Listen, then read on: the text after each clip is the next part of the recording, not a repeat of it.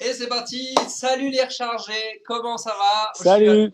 Je suis avec Benoît Denain aujourd'hui. On vous propose notre live autour donc de ce qui bloque le plus votre énergie. Donc aujourd'hui, on est de nouveau bien joyeux. Benoît est réellement en nature cette fois-ci. Pourquoi réellement? Bah parce La semaine dernière que aussi? parce que J'étais en parfois Bretagne. c'est comme des petites images que tu nous mets derrière. Ah oui, parfois je m'enferme dans une tour en béton, puis je mets des fausses images derrière, mais ça va. Je- Non, je suis dans le Marais Poitevin, je suis à Niort, donc Poitou-Charentes pour ceux qui me connaissent. Et, euh, et voilà, le yin et le yang fait que chez Matisse il fait moins 12 degrés, et puis que chez moi il fait plus 12 degrés.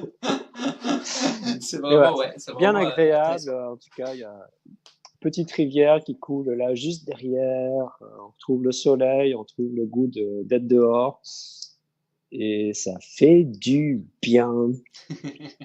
Donc, je propose qu'on commence tout de suite avec la thématique du jour, donc autour de ce qui Mhm, bloque un peu votre énergie. Euh, Moi, je vais lancer la chose. En fait, on a eu plusieurs commentaires, on avait fait un sondage, c'est ça qui est ressorti vraiment le plus. Donc aujourd'hui, on vous fait cette thématique-là. Moi, ce qui vient tout de suite en tête quand on parle de blocage énergétique, donc ce qui empêche votre énergie au final de circuler, puis de s'exprimer, puis de faire en sorte que vous puissiez faire tout un tas d'actions, poser des actes, d'être joyeux, de vivre votre vie, de compléter vos projets, faire tout ce que vous avez envie de faire.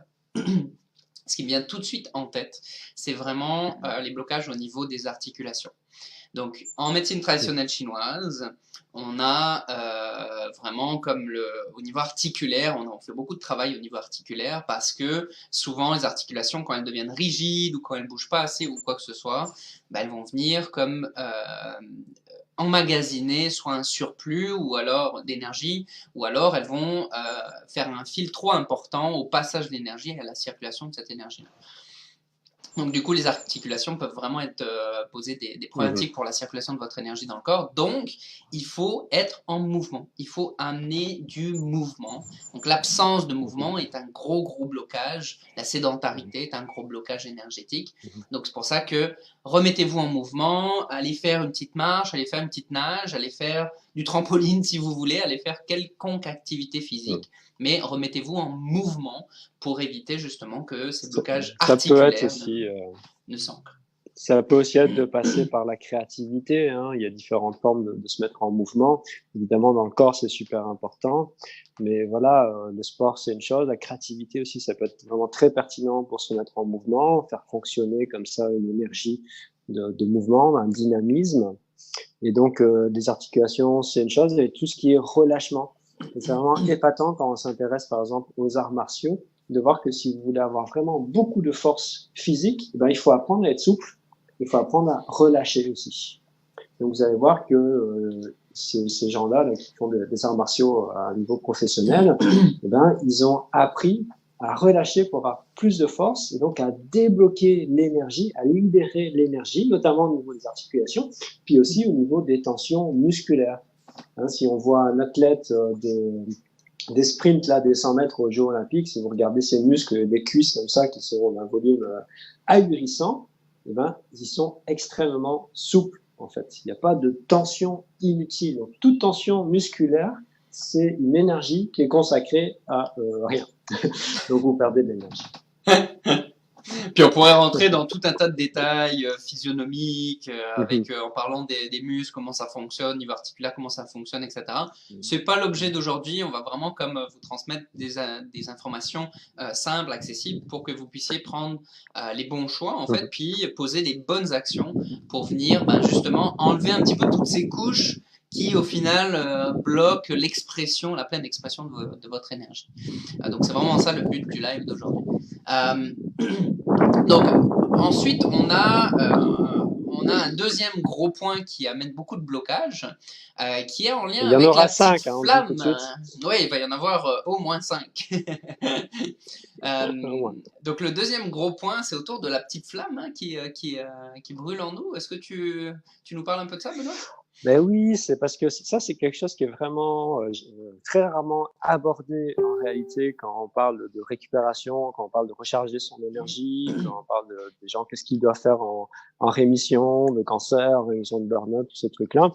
Et ce qu'on a vécu avec Mathis, bah, ça a été de vraiment conscientiser que plus on va aller être chercher l'enthousiasme, chercher la flamme de l'envie, de la passion, qu'on va être dans la joie, bah, plus on va retrouver son énergie. Et on a tendance à penser l'inverse. On a tendance à dire que oh, j'ai pas d'énergie, mais quand ça, je vais avoir mon niveau d'énergie, bah, je vais pouvoir être joyeux, etc.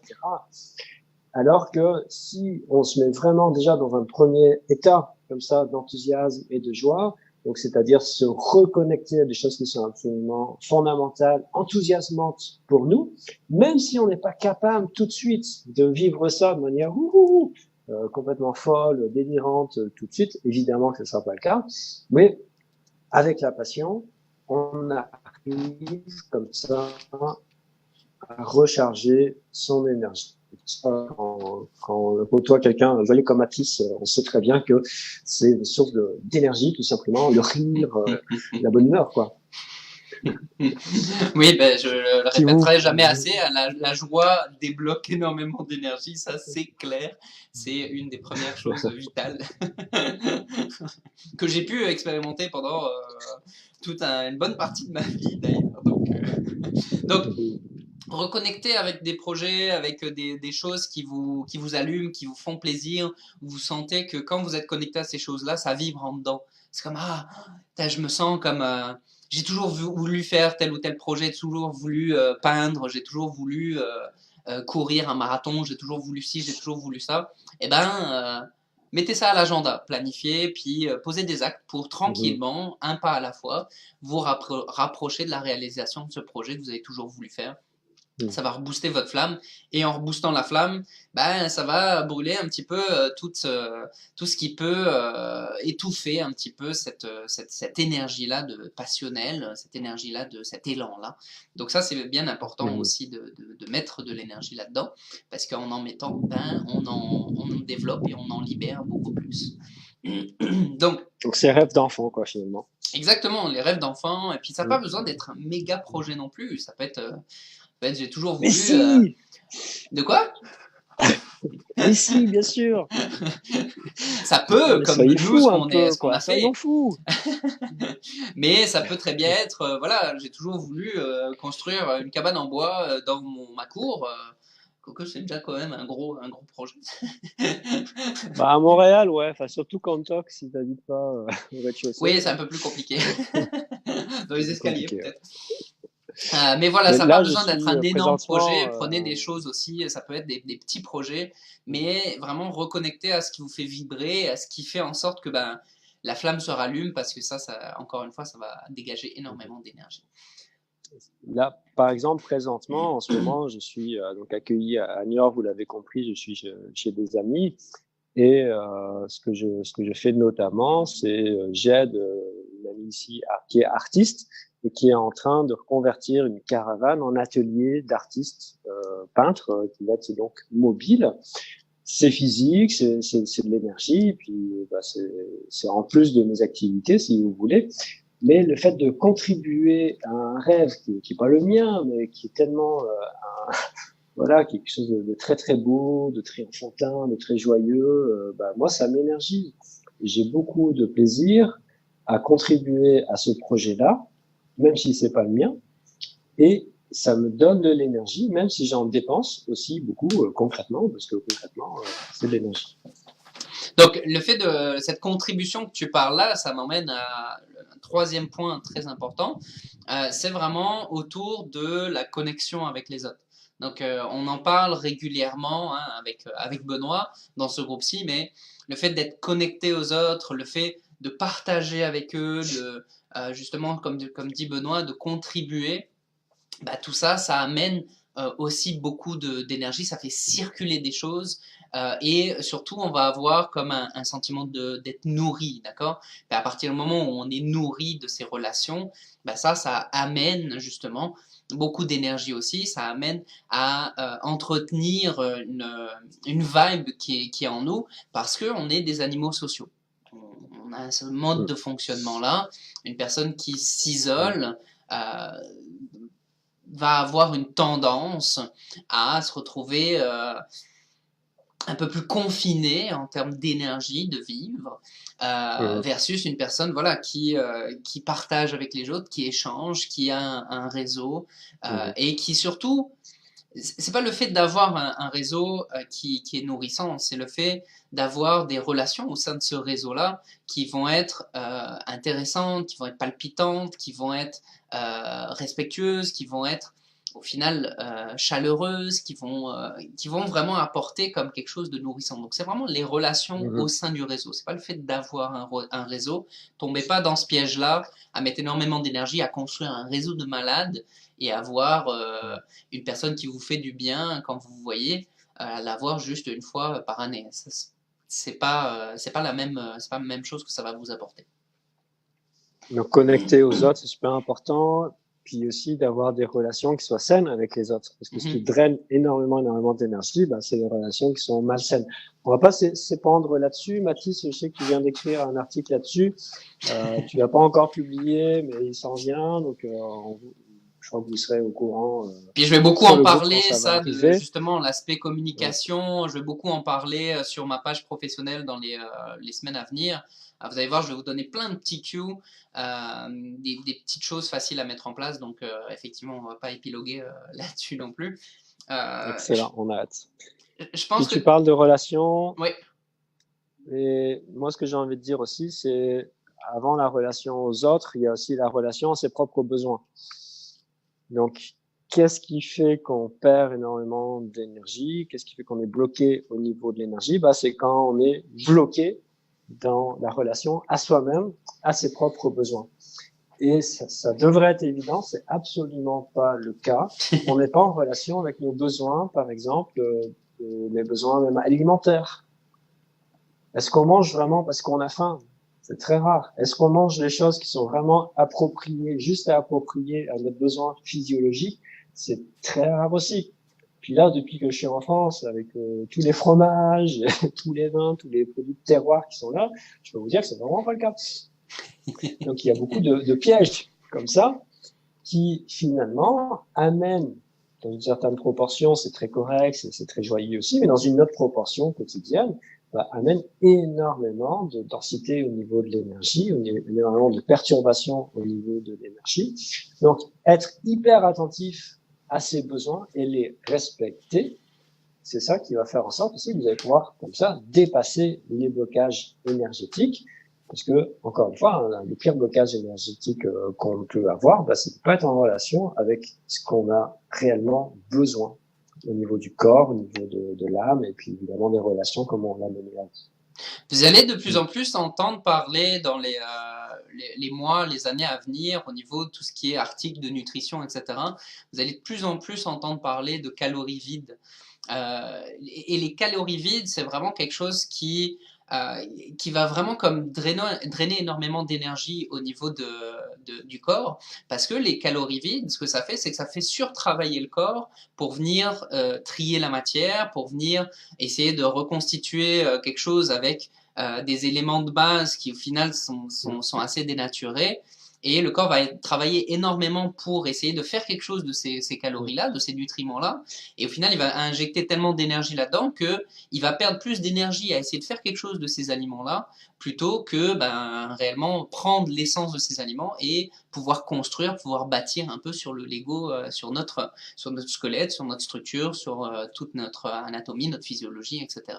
Donc, vous allez encore une fois entendre de plus en plus parler de ces calories vides-là. Et ces calories vides-là, c'est une réalité. Donc, on ne va pas rentrer dans tous les détails au niveau alimentaire. Là, on pourrait vous parler des polluants, on pourrait vous parler du système de détox du corps, on pourrait vous parler de plein d'affaires, des organes, etc. Mais gardez en tête que plus vous allez vous alimenter avec quelque chose qui est proche de l'état naturel des ingrédients que vous ingérez. Donc une tomate, par exemple, versus des tomates en boîte qui ont été transformées, qui ont été trempés dans des produits spécifiques pour éviter que ça pourrisse dans la boîte, enfin bref, etc. Plus vous allez être proche de l'état naturel de l'aliment que vous allez ingérer, et plus vous allez ingérer quelque chose qui va être bénéfique et qui va justement permettre au corps de libérer beaucoup d'énergie, de produire énormément d'énergie. Donc, essayez de prendre des choses le moins transformées possible, essayez de faire votre popote à vous le plus possible, alterner cru, cuit, pour avoir vraiment la majorité des micronutriments que vous avez besoin. Et déjà, ça c'est une règle vraiment de base là. Encore une fois, on n'est pas là pour rentrer dans tous les détails, mais essayez d'être le plus proche possible de l'état naturel des choses au niveau alimentaire. Donc, respecter ses besoins au niveau physiologique, au niveau relationnel, ça c'était vraiment c'est le troisième grand pilier super important pour nous, Exact. Et un des grands pièges au niveau des blocages énergétiques. Ce qui vient après, ça va être tout ce qui est de l'ordre que je vais nommer du doute finalement, tout ce qui est dans la sphère quand on est trop dans le mental. Pourquoi je parle de ça? C'est parce que finalement, c'est quand on a perdu confiance envers son corps, c'est quand on n'est plus en relation avec son ressenti. Et ça, quand on est coupé la tête et le corps, ça, moi j'ai bien connu ça longtemps. Ça, c'est vraiment, enfin voilà, c'est un abîme, c'est une déperdition d'énergie absolument faramineuse, parce que là-dedans, il peut s'en passer des choses là qui sont complètement déconnectées avec la réalité. Et finalement, on perd de l'énergie à rien parce que la réalité, elle est ce qu'elle est. Et puis nous, là-dedans, on part dans tous les sens. Donc, être déconnecté comme ça, c'est vraiment une catastrophe en termes d'énergie. Donc effectivement, être complètement déconnecté, puis le fait de ne pas être structuré non plus, de ne pas structurer ses approches. Donc si jamais vous voulez prendre soin de vous, si jamais vous voulez recharger votre énergie ou juste libérer votre énergie au final, parce que l'énergie, elle est toujours en nous. C'est juste qu'on met plein de choses enfin pas pour, mais on met plein de choses autour qui viennent la compresser, qui viennent empêcher sa pleine expression. Donc, si vous êtes dans une démarche comme ça de libérer votre énergie, structurez votre démarche. Partez pas dans tous les sens. Essayez un minimum de mettre en place des choses, des rendez-vous réguliers avec vous. On en a parlé déjà par rapport au cahier. Structurez votre démarche. Donc ça, c'est hyper important. Et soyez par rapport à cette structuration-là, quand on s'investit dans cette structuration-là, ça prend une petite rigueur. Ça prend une petite rigueur pour, si je me dis, d'ici 3 mois, je réalise ce projet qui m'anime depuis, qui me fait vibrer depuis tellement d'années, mais j'ai jamais pris le temps d'eux. Apporter la rigueur nécessaire pour que votre structuration de ce processus puisse réellement fonctionner et que vous arriviez à mettre en place les choses comme vous avez envie de les mettre en place.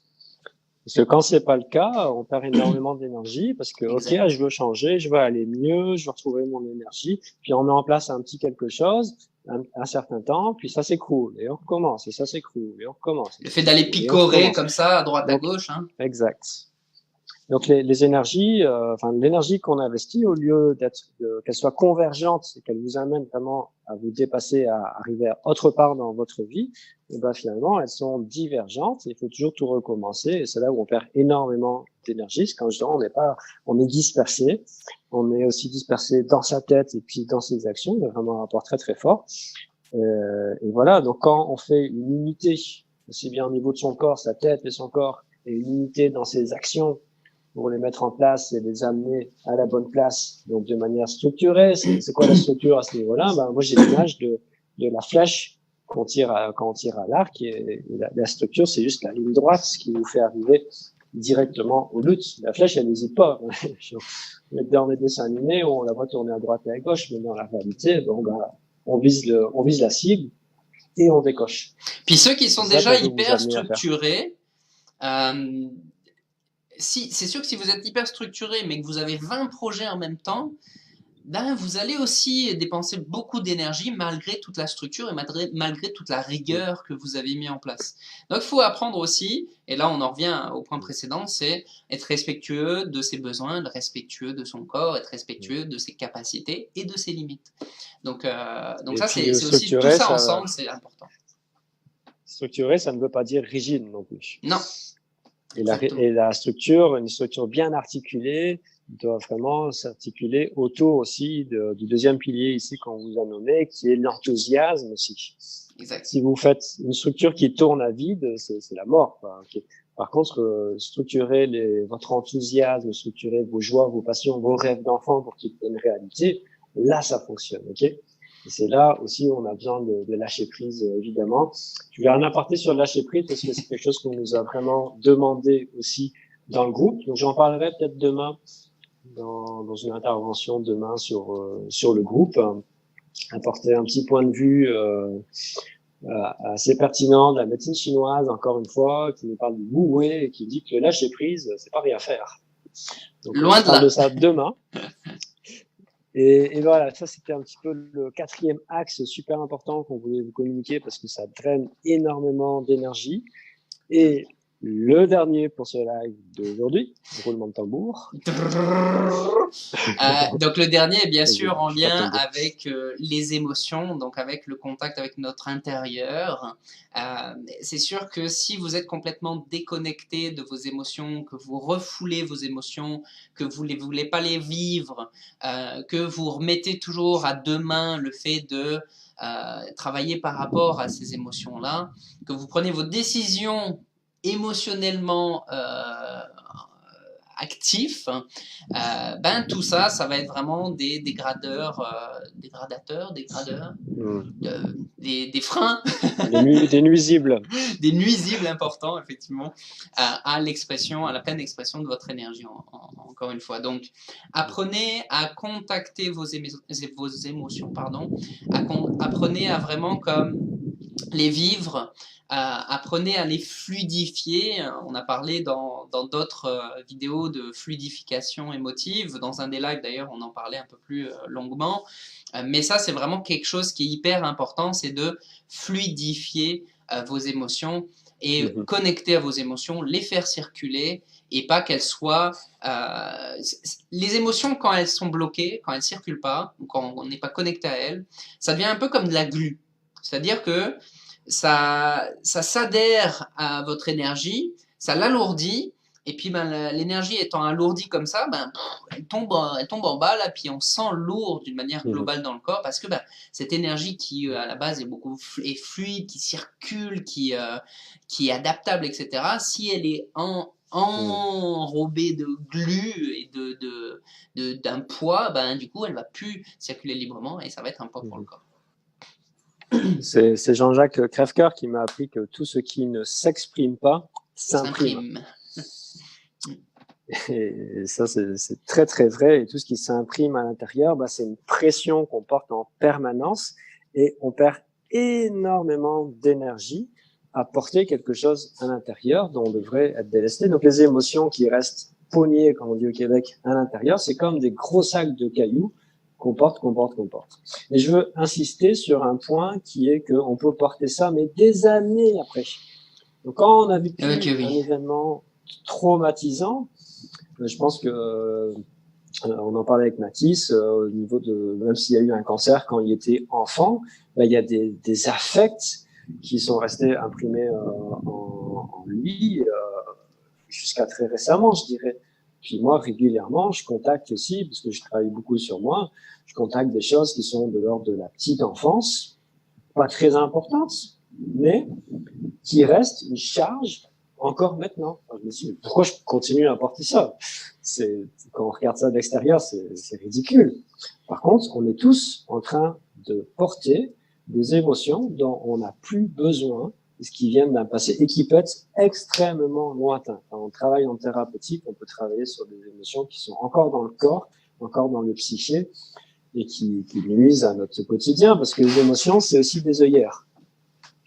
Okay, oui. Si vous devez faire un choix et que vous êtes affecté par une émotion, votre choix risque d'être assez désastreux. Hein, on s'entend là-dessus.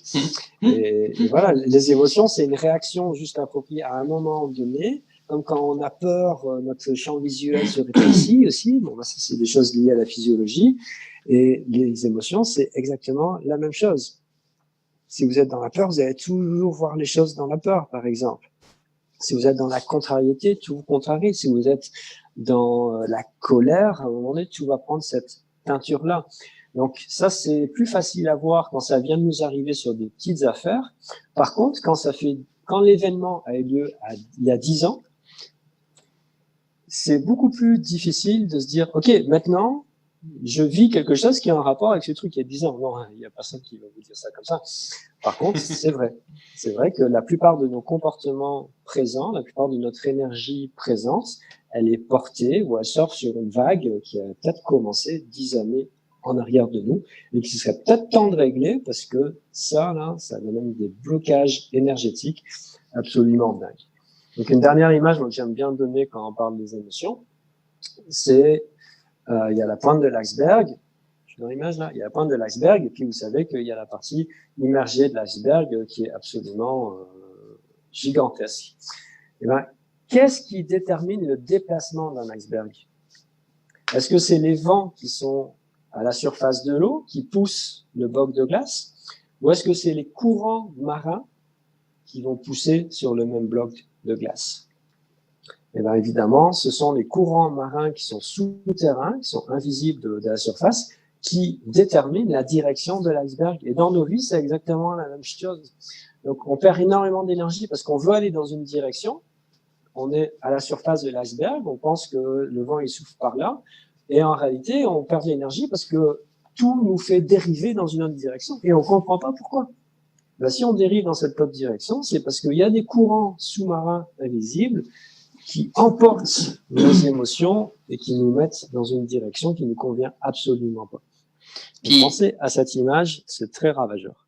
Puis si vous êtes amené à vouloir connecter aux autres et que vous parlez sous l'influence uniquement de vos émotions, bah c'est comme si vous vous retrouvez devant un mur blanc et que vous avez des lunettes roses, donc qui colorient le mur avec une teinte rosée, et puis que l'autre, il a des lunettes vertes qui colorient le mur en teinte vert, et que vous essayez de vous accorder à dire que le mur, il est blanc, ou il est rose, ou il est vert. C'est comme ça marche pas là, c'est vraiment déconnectez-vous, vivez, enfin pas déconnectez-vous, mais vivez vos émotions, d'accord? Et une fois que vous les avez vécues, revenez le plus neutre possible pour partager avec l'autre. Donc en enlevant cette lunette rose, hein, l'autre en enlevant la lunette verte, et là à ce moment-là, vous allez pouvoir parler de la beauté du mur blanc qui est en face de vous. Donc vous allez pouvoir trouver un commun accord sur les tons, les nuances de gris du blanc qui est devant vous. Donc tout ça c'est hyper important. Donc si on résume un petit peu les 5 axes majeurs qui vont venir bloquer votre énergie, on a bien sûr l'axe de l'immobilisme, donc c'est-à-dire que quand vous êtes trop immobile, quand vous n'êtes pas suffisamment en mouvement, donc beaucoup de blocage énergétique au niveau des articulations et au niveau physique. Ensuite, le deuxième, c'est la petite flamme. D'accord? Donc vraiment quelque chose de passionnel. La joie du cœur. La joie du cœur. Donc ça, c'est hyper important. Sans ça, ben, c'est énormément de blocage d'énergie. L'énergie ne circule pas, elle naîtra pas, elle ne s'exprimera pas. Troisième, c'est l'aspect connexion. Hein, relation, oui, connexion à soi, connexion aux autres.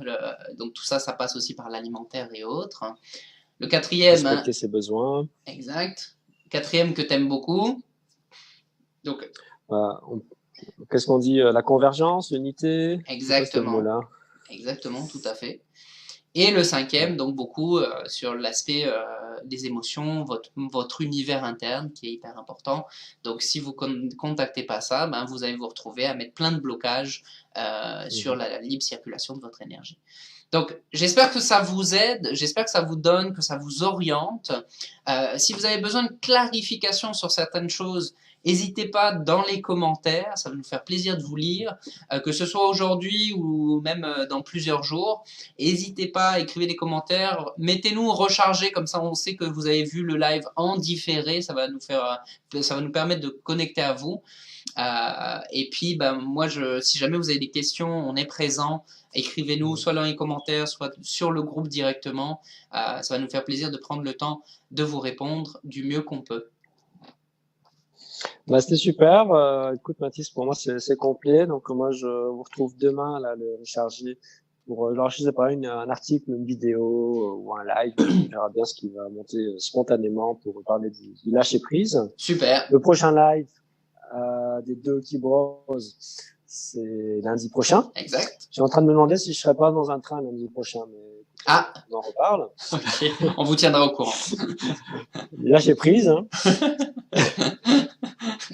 Et d'ici là, effectivement, partagez-nous, posez-nous vos questions, puis dites-nous un petit peu c'est quoi les thèmes que vous voulez qu'on aborde, pour qu'on puisse les aborder et vous contribuer comme ça à recharger votre énergie. Donc, je vous souhaite beaucoup, beaucoup de joie et beaucoup d'énergie, parce que la joie et l'énergie, ça va souvent ensemble. À bientôt, et puis bonne semaine à vous. Bye tout le monde.